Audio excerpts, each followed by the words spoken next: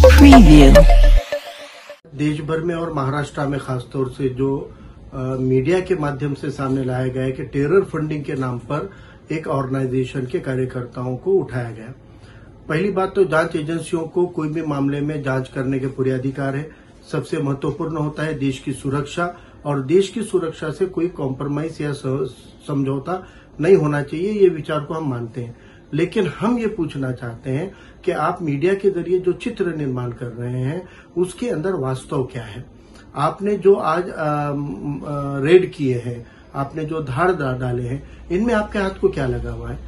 आपको कौन कौन से सबूत मिले हैं? क्या फंडिंग मिली है आपको, या फंडिंग के क्या दस्तावेज मिले हैं, क्या कागज पत्र मिले हैं, क्या डॉक्यूमेंट मिले हैं, कौन सा कैश मिला है, या उनके पास में ऐसी कौन सी चीजें आपको प्राप्त हुई है? अगर वो प्राप्त हुई है तो आपने अदालत के सामने रखी है कि नहीं रखी है?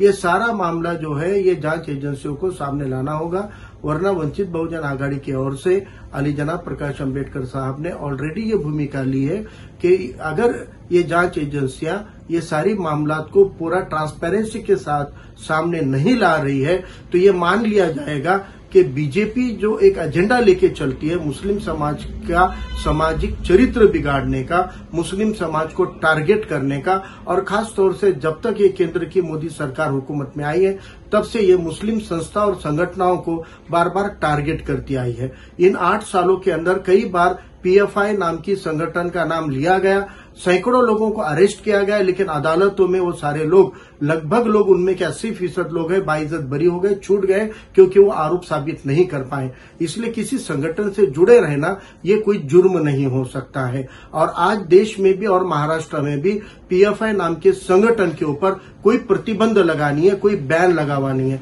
अगर आज सरकार ने उन संगठन को बैन नहीं किया है तो उन संगठनों में काम करना ये जुर्म कैसे हो सकता है?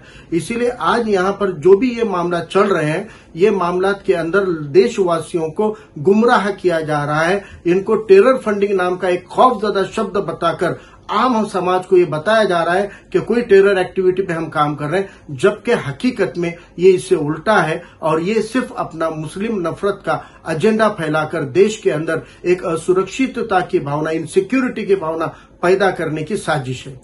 ओवरऑल आपने भी पीएफआई का काम देखा होगा, आपको ओवरऑल क्या ऑब्जर्वेशन है आपका कि किस तरह से वो सोशल एक्टिविटीज में काम करते हैं, इस बारे में क्या जानकारी? देखिए, ये हुकूमत का एजेंडा साफ नजर आ रहा है कि जो मीडिया ट्रायल के माध्यम से वो चरित्र बिगाड़ रहे हैं, किसी संगठन का नाम लेकर मुस्लिम समाज के चरित्र को बदनुमा कर रहे हैं। एक तरफ टेरर फंडिंग का वर्ड आज दिन भर से तमाम मीडिया चैनल के ऊपर है, और हमारे शहर नांदेड़ के अंदर जो मामला दर्ज हुआ है उसकी हकीकत क्या है? तो जब सफाई वकील सफाई जो होता है, डिफेंस के जो एडवोकेट होते हैं, उन्होंने मीडिया में आके बात कही है कि पुलिस ने, एटीएस ने, जिन्होंने एफआईआर की, उन्होंने एक भी मामला ऐसा सामने नहीं लाया जिससे टेरर या फंडिंग का कोई मामला हो। जो आरोप लगाए गए इनको अरेस्ट करने के ऊपर, उन आरोप के अंदर यह बताया गया है कि ये जन आंदोलन करते थे, सरकार के खिलाफ आंदोलन करते थे, सरकार के खिलाफ भाषण करते थे, संसद में पारित कानूनों की मुखालिफत करते थे या विरोध करते थे। तो ये कोई जुर्म है?